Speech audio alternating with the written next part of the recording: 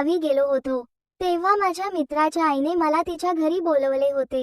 मित्राची आई घरी एकटीच राहत होती आणि माझा मित्र स्वर्गवासी झाला होता।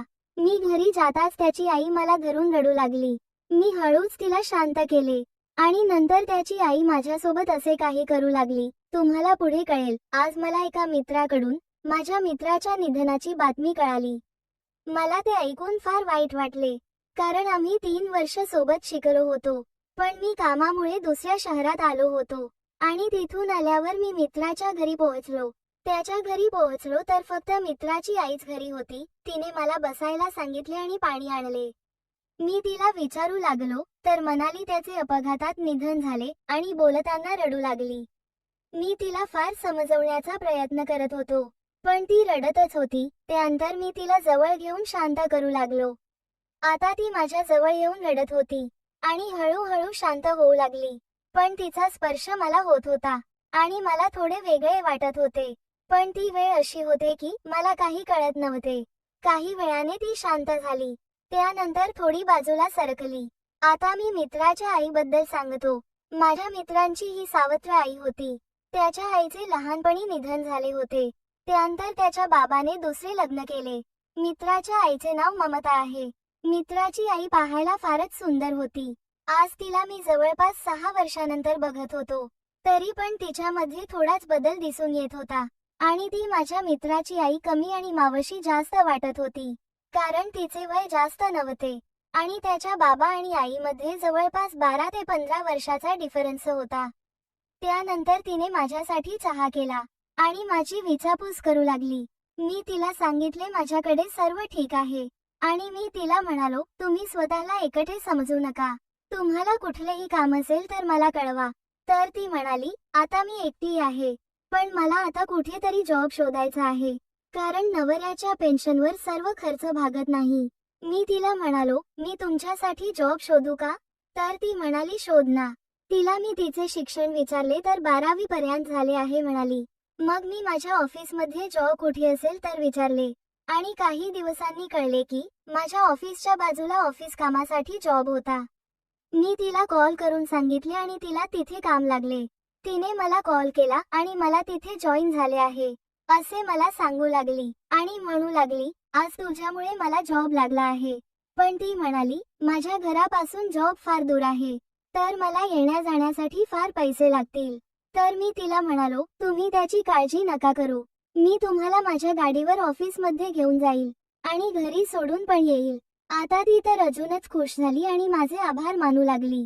आता मी तिला रोज ऑफिसमध्ये घेऊन जातो आणि घरी घेऊन येतो। ती रोज छान कपडे घालून आणि मेकअप करून ऑफिसला जायची आणि त्यामुळे ती अजूनच सुंदर दिसत होती।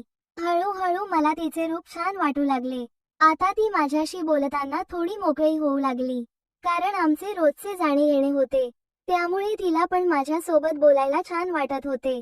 आता तिला जॉबवर लागून 4 महिने झाले होते आणि या दिवसात आम्ही चांगले मित्रासारखे झालो होतो।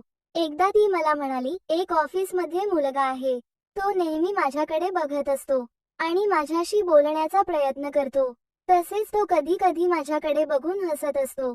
मी तिला म्हणालो, तुम्ही त्याच्याकडे लक्ष देऊ नका, तो जसा वागतो तसा त्याला वागू द्या, पण तो काही बोलला तर मला सांगा आणि जर तो तुमच्याकडे बघून हसत असेल तर तुम्ही त्याच्याकडे रागाने बघा। आणि काही दिवस तिने तसेच केले, तर त्याने पाहणे बंद केले। ती आली आणि मला म्हणाली, तू जसे सांगितले तसे मी केले, तर त्याचे पाहणे आता बंदच झाले आहे। आता आम्ही घरी जाताना वाटेत कुठेही नाश्ता करण्यासाठी थांबत होतो। तिचा स्वभाव फारच छान होता आणि ती फार मोकळ्या मनाची होती। तसेच ती मला अनेक गोष्टी सांगू लागली। मला पण तिच्या गोष्टी ऐकायला छान वाटत होते।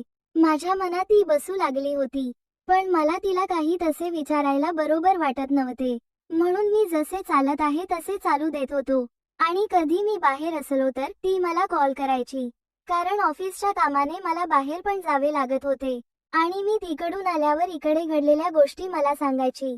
एकदा मी तिला म्हणालो, तुम्ही जेव्हा पण काही सांगता तर मला ऐकायला फार छान वाटते, असे वाटते की तुमच्या गोष्टी नेहमी ऐकत राहावे। तर ती म्हणाली, आता तर तुला मी नेहमी ऐकवणारच आहे। हळूहळू तिचे आणि माझे फार छान जमू लागले। तिने घरी काही बनवले की मला खायला बोलवायची कधी कधी आम्ही सोबत वेळ घालवू लागलो आणि या सर्व गोष्टीमुळे आम्ही जवळ येऊ लागलो होतो.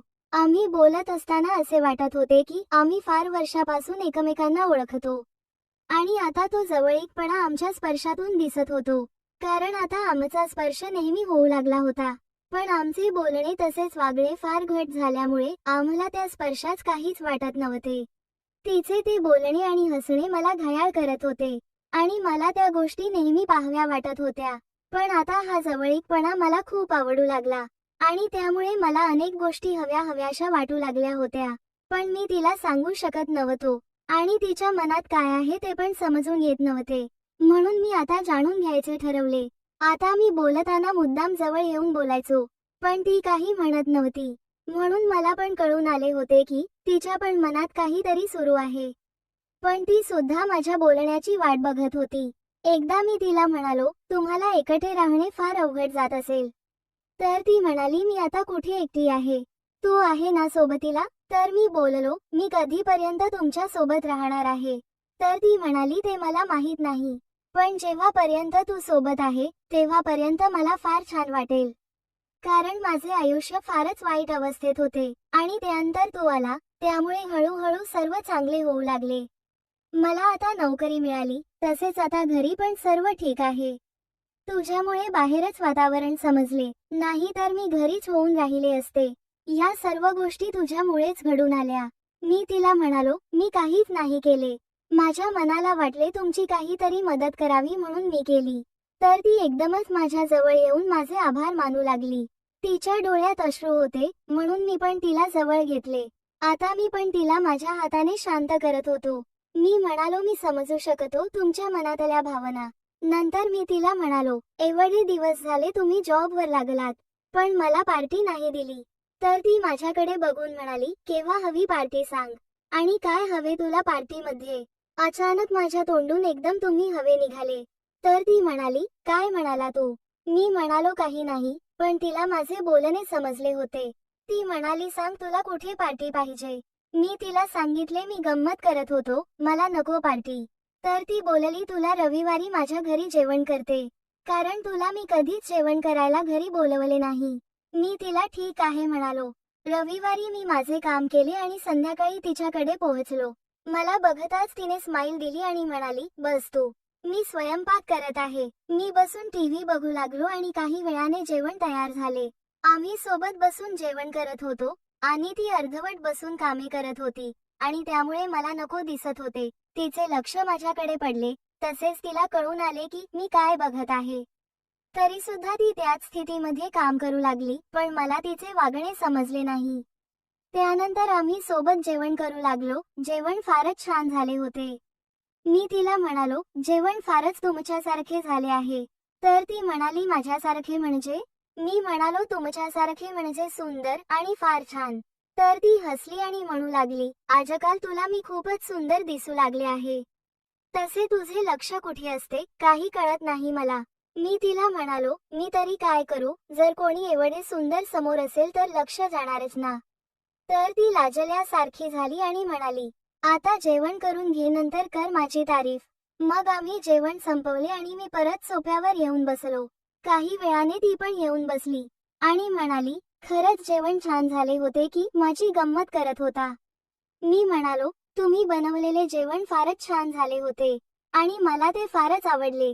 पण मी ज्या पद्धतीने तिला ही गोष्ट सांगितली त्यावर ती म्हणाली, फक्त जेवणच आवडते का. ती असे म्हणताच मी थोडा जवळ जाऊन बोललो, आवडते तर खूप काही, पण समोरच्याला आवडते का माहित नाही. तर तिने हळूच आपली मान हलवली. आता मला तिच्या मनातले समजले होते, म्हणून मला काय करावे काय नाही समजत नव्हते. मी आता तिच्या हातावर हात ठेवला तर ती काही न बोलता गप्प बसून होती. म्हणून मी अजून समोर जायचे ठरवले. समोर जाऊन त्या अत्यंत नाजूक अशा गोष्टीवर आपले हात घेऊन गेलो. पण मला आता भीती पण वाटत होती आणि बघतो तर ती पण मला पाठिंबा देऊ लागली. त्यानंतर तर आमचे वागणेच बदलून गेले. मी अजून पुढे जाऊ लागलो आणि सरळ त्या गोष्टीला पाहू लागलो, पण मला ते दिसत नव्हते. तर तिनेच मला सर्व बाजूला करून दाखविले आणि ते बघून माझा आनंद मावेनासा झाला. आता मी त्या गोष्टीचा आस्वाद घ्यायचे ठरवले. मी तसे करताच तिचा चेहरा पाहण्यासारखा झाला होता. ती मला म्हणाली, मी अनेक वर्षापासून शांत आहे, म्हणून मला आता अजून दुःख देऊ नको. आणि तू लवकर आत जा. म्हणून मी आता आत गेलो आणि अजून आत जाण्याचा प्रयत्न करू लागलो. अगोदर मला आत जायला त्रास झाला, पण काही वेळाने मी बरोबर आत गेलो. पण या सर्व गोष्टीमुळे तिला त्रास जाणवू लागला. पण मी आपल्या कामात व्यस्त होतो आणि काही वेळाने तिला पण छान वाटू लागले. ती मला साथ देऊ लागली. तसेच त्यावेळी आम्ही आमच्या कामात अत्यंत व्यस्त होतो. फार वेळ होऊन सुद्धा असे वाटत होते की जणू आताच सुरुवात झाली आहे. पण आम्हाला भरपूर वेळ झाला होता. पण तिचा चेहरा आज फारच खुश दिसत होता आणि तिला मिळालेल्या गोष्टीचे सुख तिच्या चेहऱ्यावर दिसून येत होते. कथा आवडल्यास चॅनलला सबस्क्राईब करायला विसरू नका.